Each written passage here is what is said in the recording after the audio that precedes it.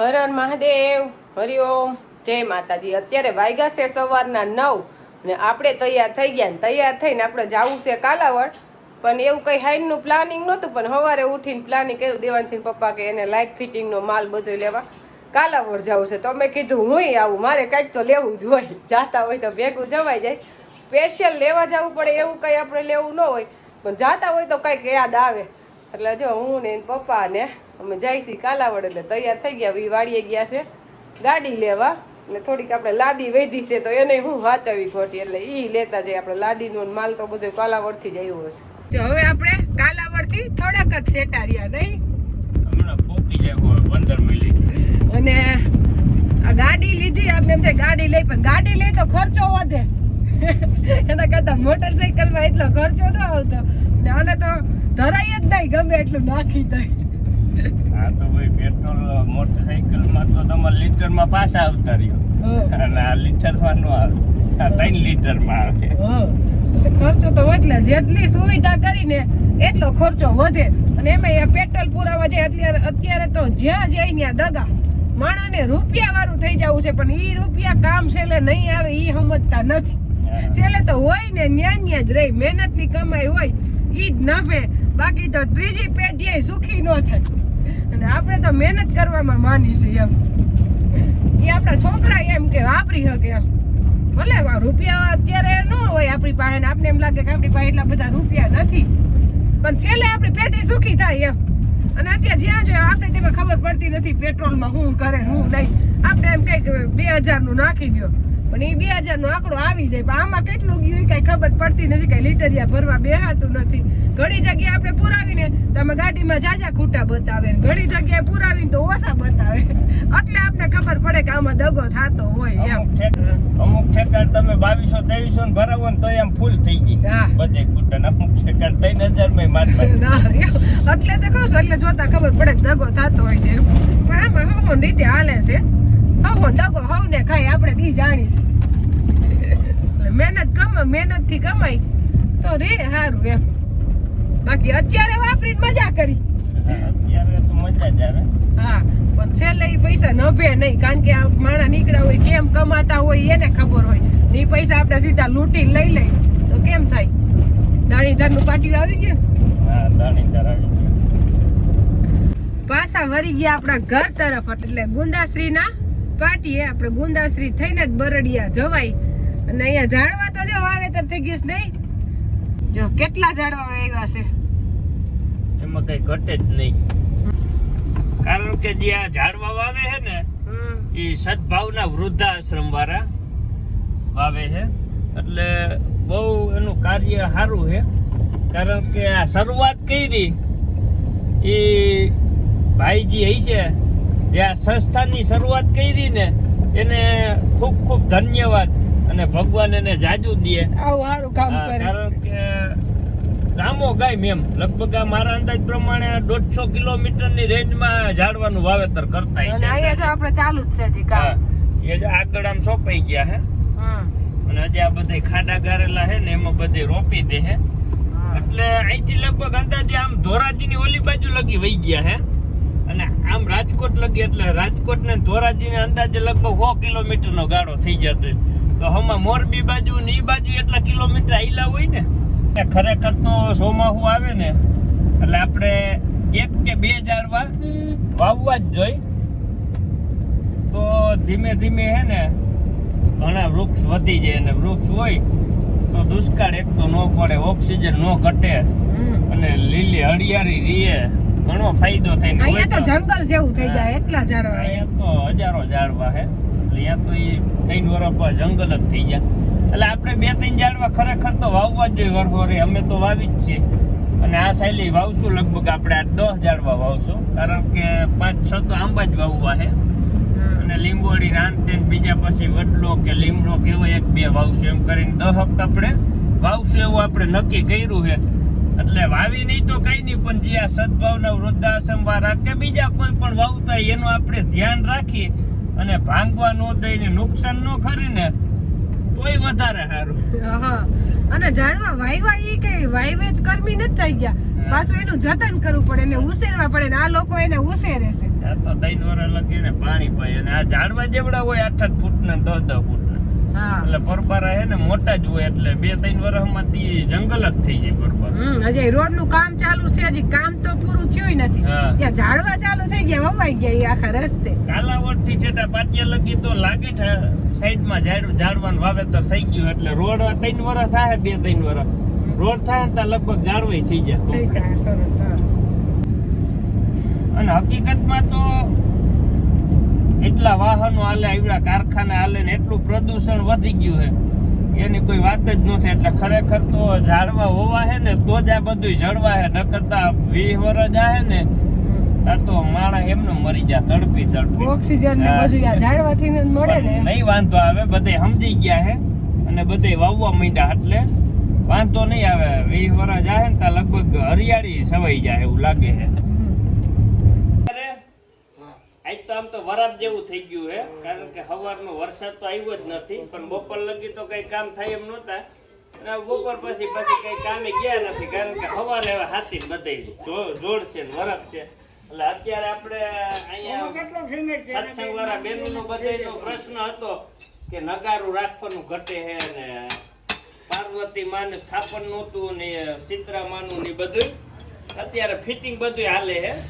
ત્યાં પાઇપનું બધું પડ્યું હતું, ઘીસી મારીને કમ્પ્લીટ કર્યું. પ્રવીણસિંહ હે, બાપભાઈ, નંદાભાઈ, ભાનુવદાન, મહારાજ ને કીધું આજે આ કામ કરી નાખો એટલે ઉપાધિ નહીં. પછી આ સત્સંગ વાળી બાયું રાજી રેડ થઈ ગઈ.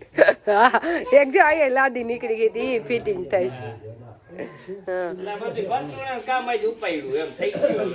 અને મને આપને અહીંયા મંદિરનું કામ બધું રે ને ગમે ને કીધું આપણે સિમેન્ટ ને રેતી ને બધું પડ્યું છે ઘરનું, તો મંદિરનું કામ થઈ જાય. એટલે વાહ આપણે આરતી લીધી છે અહીંયા મંદિરની, એટલે એ વાહ મૂકવાની છે નાની આમથી. અને આમ તો બધા ઘરના જ કારીગર છે, કેમ કડિયા જરૂર નથી પડે.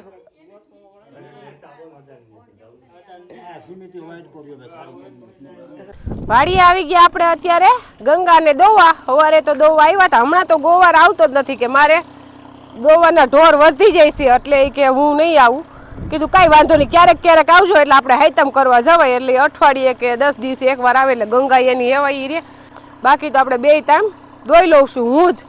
એટલે આપણે અત્યારે વાડી આવ્યા એટલે હવે આજ મોલે તડકો જોયો ને એટલે આજ કંઈક એનેય મજા આવી. હમણાં તો 10 દિવસ તો આમ નામ ટહતો વરસાદ જ ચાલુ હતો. દેવાનસિંહ પપ્પાએ તો જરાક વરાપ જોઈ એટલે મકાઈ આપણે વાવવાની બાકી હતી, એટલે હવે એમ જો મકાઈ વાવવાનું ચાલુ કરી દીધું છે. એટલે આપણે ઓયણી ફિટ કરેલી. એક દિવસ એવું લાગ્યું કે હાલશે એવી થોડીક એવી વરાપ હતી તો ઓયણી ફિટ કરીને ઢાંકી દીધી, પણ દિવસે કંઈક રેડો આવી ગયો, ખાતી આયલું નહીં એવું તો હાકી લીધું છે, પણ બેહતું નથી જોઈ એવું.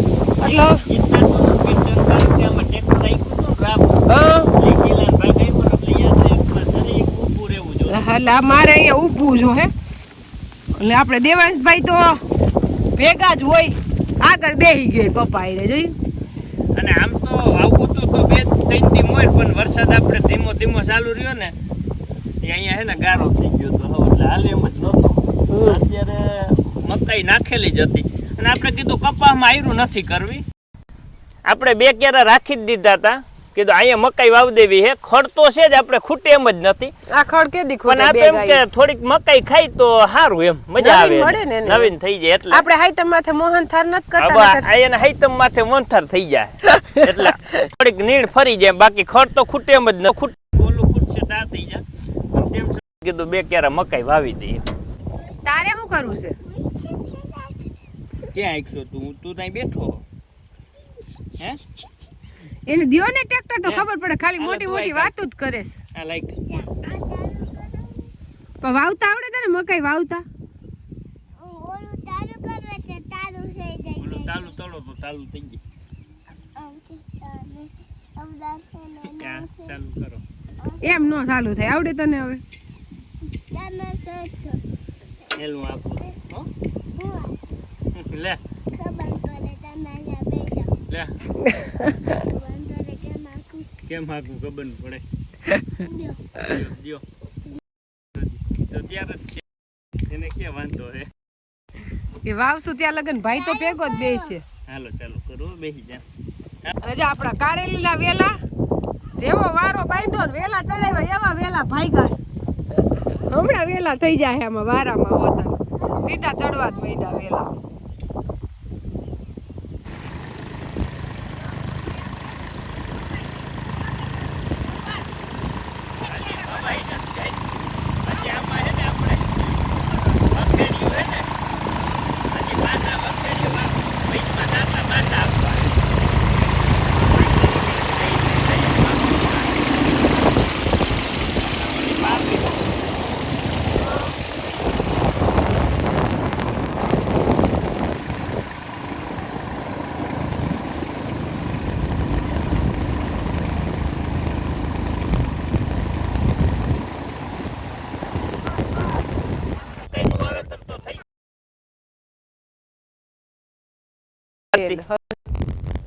આપણું હાથી 18ની જારીએ ગોઠવેલું છે એટલે 18ની જારીએ પેલા વાવી અને પછી પાછા પાટલા સીરી નાખ્યા એટલે 9ની જારીએ થઈ ગયા. એટલે આપણે જેમ એક ક્યારામાં 9 વાયરું વાવીને એ રીતનું જ વાવેતર થઈ ગયું. એટલે 2 ક્યારા વાવ્યા અને ટૂંકું ટૂંકું રોપની વાહ અહીંયા પડ્યું એટલે આપણે આ ટૂંકું ટૂંકું વાવી દીધું એટલે 1 ક્યારા જેટલું આ થઈ ગયું.